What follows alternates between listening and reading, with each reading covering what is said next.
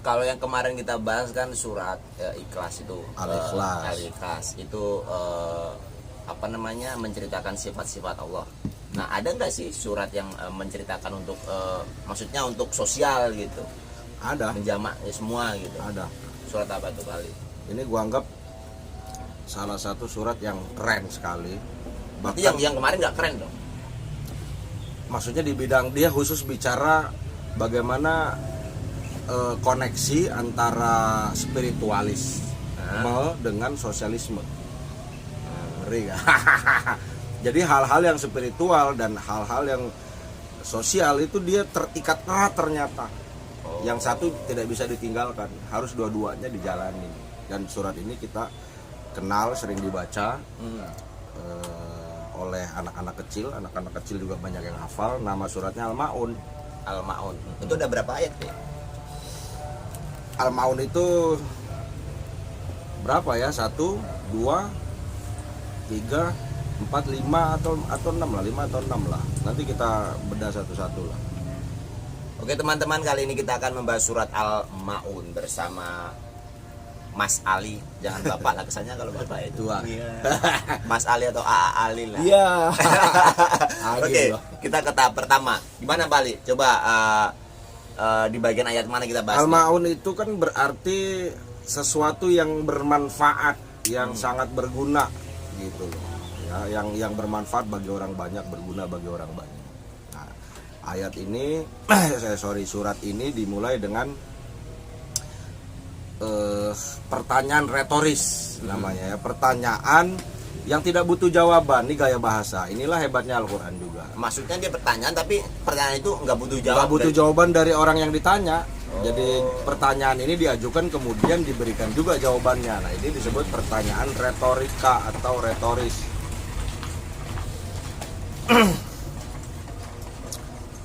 A'udzubillahi minasyaitonirrajim. Bismillahirrahmanirrahim. Aro'aita alladzi yukadzib bidin gitu loh.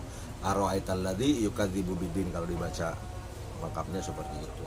Apakah kamu tahu orang-orang yang mendustakan agama? Gitu. Jadi dia ayat ini sedang menceritakan ada loh orang yang ngaku beragama tapi padahal dia bohong gitu. Contohnya Li? Nah, contohnya itu dijelaskan di ayat-ayat selanjutnya. Dijelaskan di ayat kedua, fadzalikal ladzi yad'ul yatim. Jadi orang yang menghardik anak yatim. Yadu itu menghardik, berkata kasar, bersikap kasar, menyakiti perasaan, tuh yadu. termasuk menguasai hartanya ya. Wah, itu lebih parah. Itu bukan yadu. Itu lebih parah. Itu bukan makna yadu, itu di atas yadu. Itu levelnya, level jahatnya maksudnya. Ya. Level kejahatannya kalau makan makan harta anak yatim itu di atas yadu. Ini menyakiti perasaan dia. Dipakainya kata kerjanya yadu, maksudnya itu menghardik gitu. Padahal substansinya adalah menyakiti anak yatim. Siapa yang anak yatim? Adalah seorang anak kecil yang sudah ditinggal orang tuanya. Dia itu sifatnya munfarid, artinya sendiri, tidak punya orang tua yang sebagai tulang punggung kehidupannya. Nah, ini yatim. Ada nggak anak yatim yang lemah, yang kuat, yang tajir melintir? Ada. Perlu saya tuh depan saya nyampe. Perlu dibantu nggak? Nggak perlu kan? Jadi tidak semua anak yatim perlu dibantu, karena ada anak yatim yang tajir gitu loh. Yang kaya ya. Jadi penyebutan kata yatim di sini juga terkait konteks pada saat turunnya ayat ini, yaitu banyaknya janda-janda. Yang laki-laki korban perang, banyak janda punya anak, nggak punya bapak gitu. Nah, kondisinya sangat lemah karena nggak ada yang nyari nafkah ya, gitu. Karena tulang punggungnya udah tiada ya kan? Tulang punggungnya sudah tiada. Artinya di sini kita bisa tangkap yatim itu bermakna seorang anak kecil yang secara ekonomi lemah. Sebab kalau secara ekonomi dia kuat kan dia tidak perlu dibantu, ya kan gitu. Nah, sekarang pertanyaannya lagi, kita asah pakai batu uji logika atau filsafat misalnya. Kalau ada anak kecil, orang tuanya ada, orang tuanya lengkap, ibu bapaknya ada, tapi secara ekonomi lemah, perlu dibantu nggak? Perlu dong. Perlu. Jadi kalau ada anak kecil, orang tuanya lengkap dua-duanya tapi ekonominya lemah, perlu kita bantu nggak? Perlu jawabannya. Jadi benang merahnya ketemu.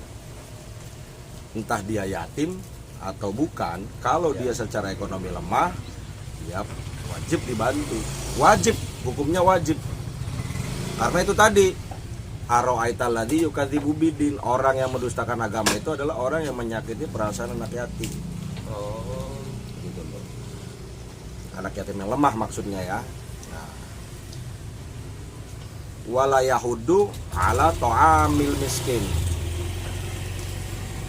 Dan wala dan tidak. Yahudu itu berarti kan menganjurkan, ngajak-ngajak.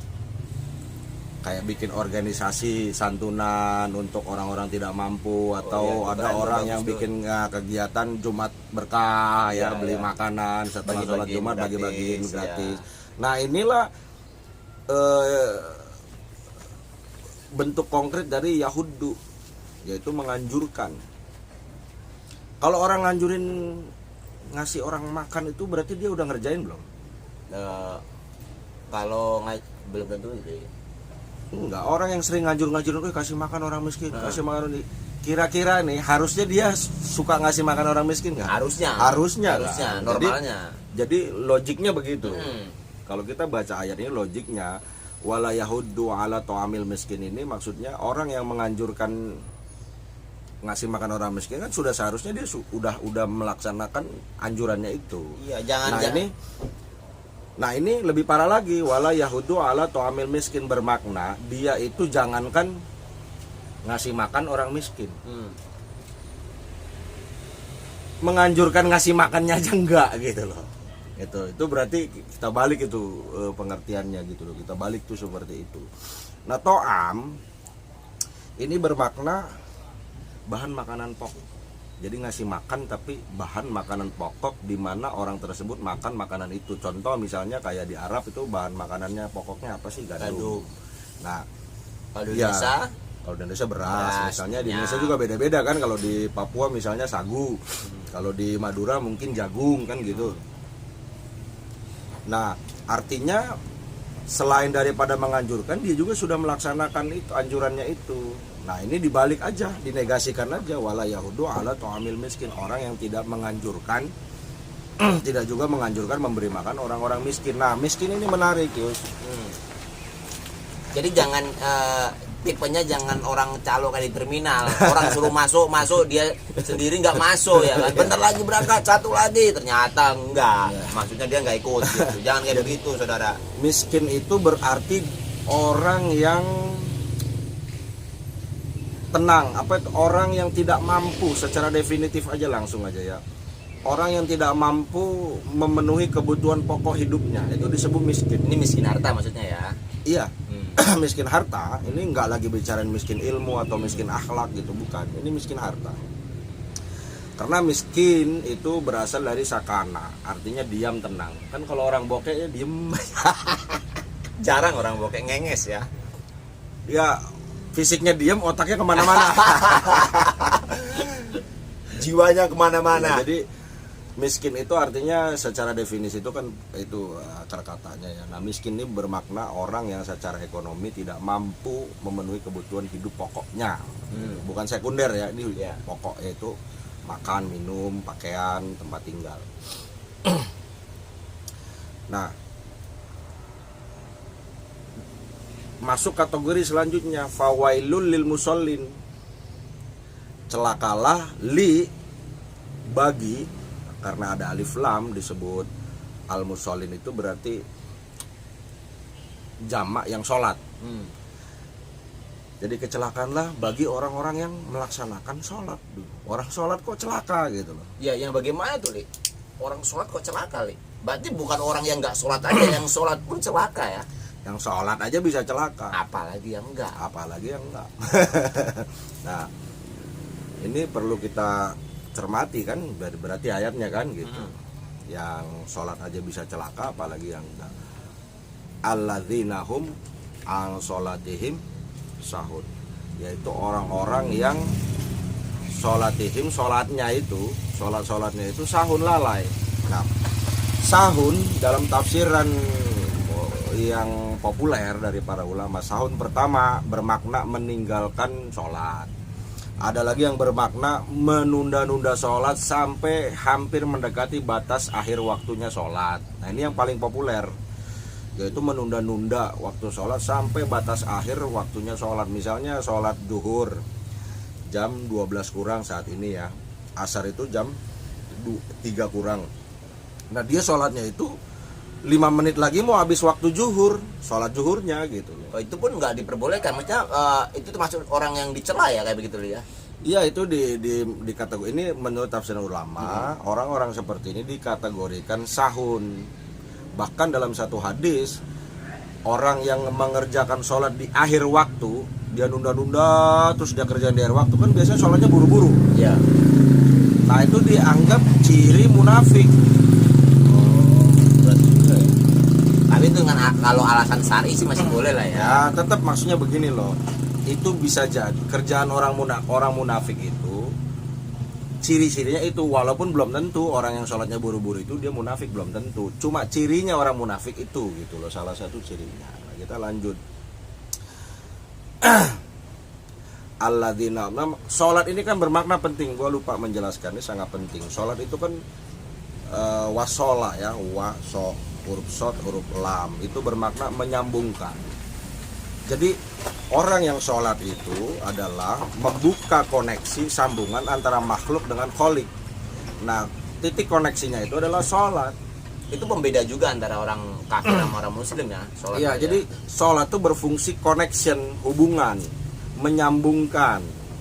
Juga bisa arti persediaan, karena orang sholat itu punya persediaan amal, persediaan kualitas spiritual.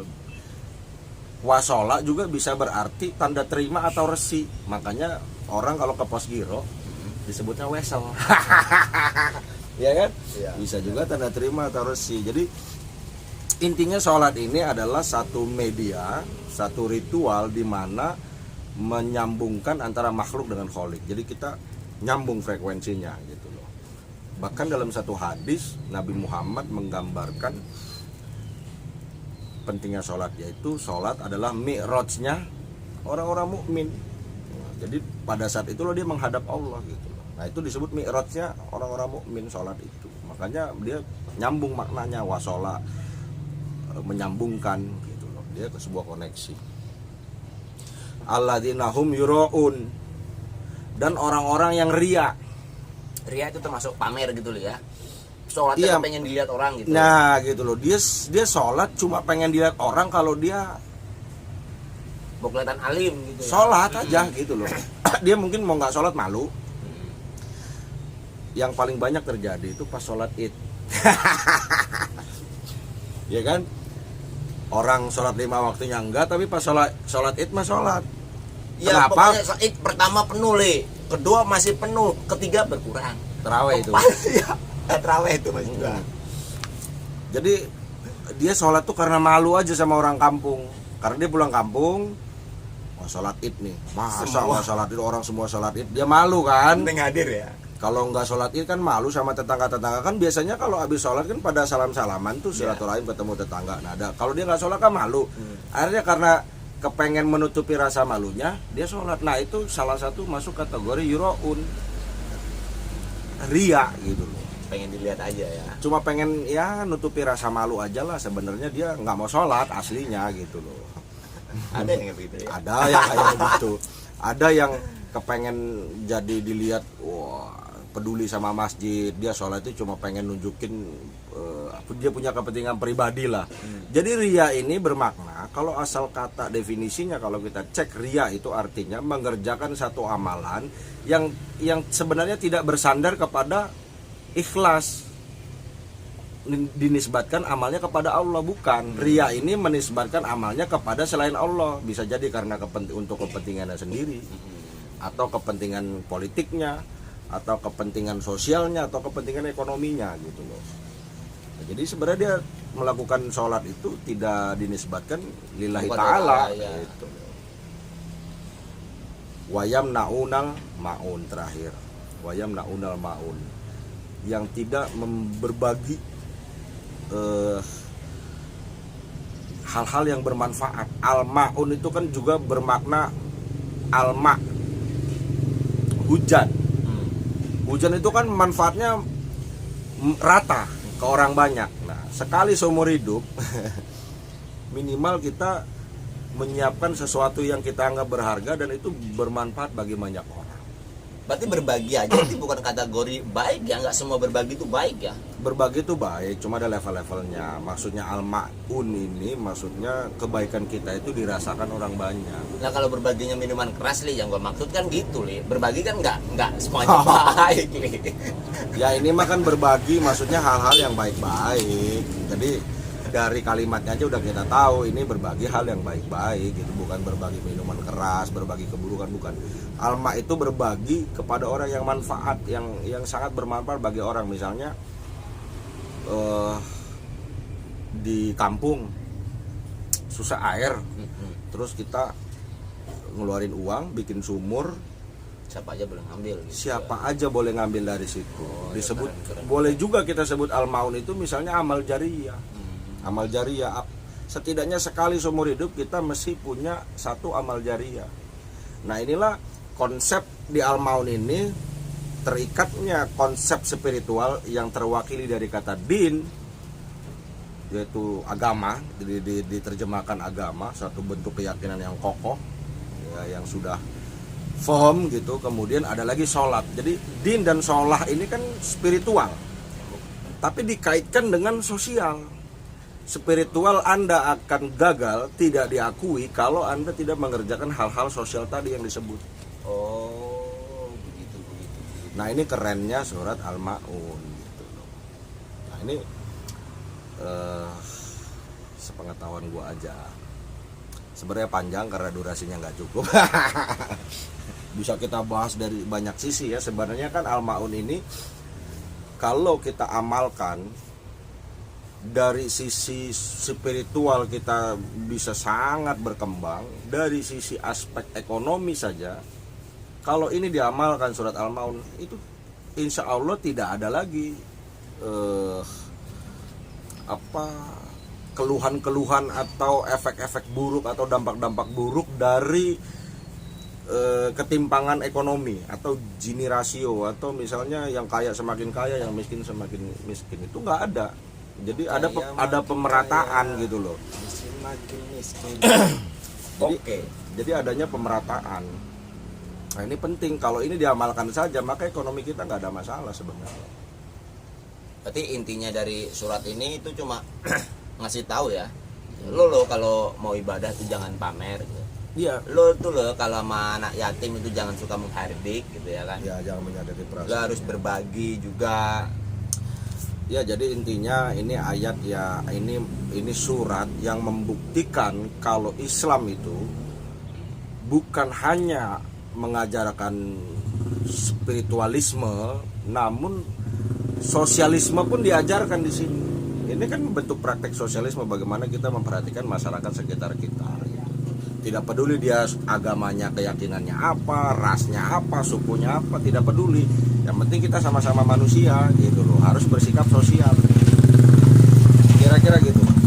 Oke teman-teman, itulah penjelasan dari Bapak Ali tentang surat Al-Ma'un nih Pak Ali ya. Oke Pak Ali, buat akhir pesan buat para permisa teknik seni yang selalu sehat walafiat. Amin. Ya, dalam sejarah, perjalanan sejarah soal bagaimana satu keyakinan itu diuji oleh sejarah, diuji oleh waktu, diuji oleh zaman, diuji oleh kehidupan manusia. Ada satu hal yang diletakkanlah syarat supaya dia ini tidak lekang oleh zaman. Apa itu? Selain keyakinan itu punya kekuatan spiritual, keyakinan itu juga harus mampu menjawab tantangan sosial. Satu keyakinan akan ditinggalkan oleh manusia kalau dia tidak bisa menjawab tantangan sosial, dan surat Al-Ma'un ini menjawab tantangan sosial itu. Siap. Sehingga Islam itu atau Al-Quran ini relevan sampai kapanpun, karena dia sudah 1400 tahun lebih diuji oleh kehidupan manusia, diuji oleh sejarah, dan sampai hari ini masih firm karena Al-Quran mampu menjawab segala tantangan sosial, tantangan manusia, tantangan zaman. Oke teman-teman, itu tadi penjelasan Bapak Ali Muhammad dengan ilmu Bapak Ali yang punya. Jadi kalau ada perbedaan itu Ya, hal yang sangat biasa. biasa. Ya, kalau menurut saya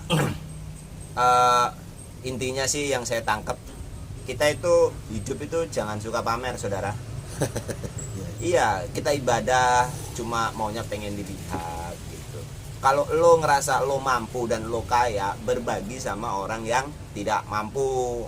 Saling berbagi aja. Berbagi itu nggak ada ruginya. Tapi ingat, berbagi dalam hal kebaikan, bukan berbagi yang tidak jelas. Oke, saudara-saudara, sampai